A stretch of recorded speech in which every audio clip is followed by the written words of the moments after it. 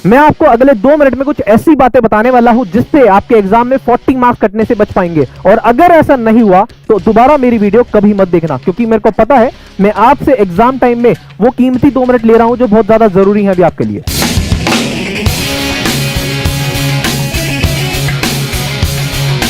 तो चलिए शुरू करते हैं कि एग्जाम में किन 2 वजह से हमारे मार्क्स मिलते हैं।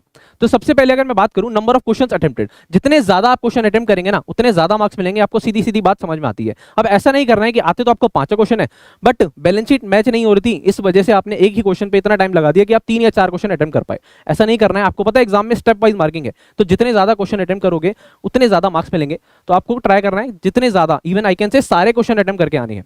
उसके बाद आपको मार्क्स मिलते हैं दूसरी वजह वर्किंग नोट्स। जितने ज्यादा प्रॉपर वर्किंग नोट्स बनाओगे उतना ज्यादा बढ़िया रहेगा। ऐसा नहीं करना है कि कैलकुलेशन सारी की सारी आप अपने कैलकुलेटर पे करके आ गए और वहां पर शो नहीं करी, तो एग्जामिनर भी बेटा आपको आपके आंसर शीट में मार्क्स शो नहीं करेगा। Are you getting my point? तो जितने ज्यादा और प्रॉपर वर्किंग नोट बनाओगे उतना ज्यादा बेटर रहेगा। अपने आंसर को प्रॉपरली वहां पर एक्सप्रेस करना है वर्किंग नोट में। तो इन 2 वजह से हमारे मार्क्स मिलते हैं। अब मैं बात करूं प्रेजेंटेशन की, इस पॉइंट में ना किसी बच्चे का ध्यान नहीं जाता है, बट इसके जो पॉइंट है, इसके जो मार्क्स हैं अलग से मिलते नहीं है, बट 100% रोल बेटा इसका मार्क्स डिडक्शन में होता है। और मैं कहूं 40 to 50 मार्क्स आपके एग्जाम में इसी की वजह से कटते हैं। मेजरली 3 पॉइंट्स में बेटा आपका प्रेजेंटेशन है। जैसे कि सबसे पहला आता है शॉर्ट फॉर्म। शॉर्ट फॉर्म यानी कि शॉर्ट फॉर्म का यूज करना आईसीए बिल्कुल अलाउ नहीं करता। जैसे कि आप क्या करते हैं, इन्वेस्टमेंट की जगह आईएनबी डॉट लिख दिया जल्दीबाजी में, लायबिलिटी की जगह एलआईएबी डॉट लिख दिया, एक्सपेंसेस की जगह ईएक्सपी डॉट लिख दिया। ऐसे 100 शॉर्ट फॉर्म यूज करते हैं आप। ऐसा बिल्कुल भी अलाउ नहीं करता आईसीआई, तो आपको शॉर्ट फॉर्म बिल्कुल यूज नहीं करनी है।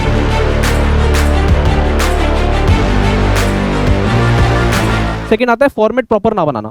फॉर्मेट प्रॉपर ना बनाने का मतलब सिर्फ ये नहीं है कि अकाउंट प्रॉपर बनाना है, उसके अलावा बेटा आपका आंसर बिल्कुल स्ट्रक्चर होना चाहिए। जैसे कि अकाउंटिंग स्टैंडर्ड्स हैं, तो अकाउंटिंग स्टैंडर्ड को लिखने का एक प्रॉपर तरीका है, प्रोविजन, एनालिसिस, कंक्लूजन, ये सारी चीजें होनी चाहिए। अकाउंट बना रहे हो तो डेबिट क्रेडिट लिखा होना चाहिए, इसे कहते हैं फॉर्मेट। तो फॉर्मेट का प्रॉपर यूज होना चाहिए। हाँ जी। इसके अलावा ओवर राइटिंग के मार्क्स बहुत कटते हैं बेटा आपके एग्जाम में। जैसे कि आपने लिखा पहले इन्वेस्टमेंट और उसके बाद ये एम की जगह एन बन गया, तो यहाँ पर आपने ओवर राइटिंग कर दी। या फिर 1 लाख लिख दिया आपने और लिखना था कितना 10,000, तो आपने यहां पर ही ऐसे कर दिया, तो ओवर राइटिंग के मार्क्स बहुत ज्यादा कटते हैं। आशा करता हूं आपको मेरे ये सारे पॉइंट समझ आए होंगे और एग्जाम में आप ये गलती नहीं करके आएंगे। तो इस वीडियो को ज्यादा से ज्यादा शेयर करिए अपने फ्रेंड्स के साथ ताकि वो भी ये मार्क्स कटने से बचा पाए। So wish you all the very best for your exam. Thank you so much everyone.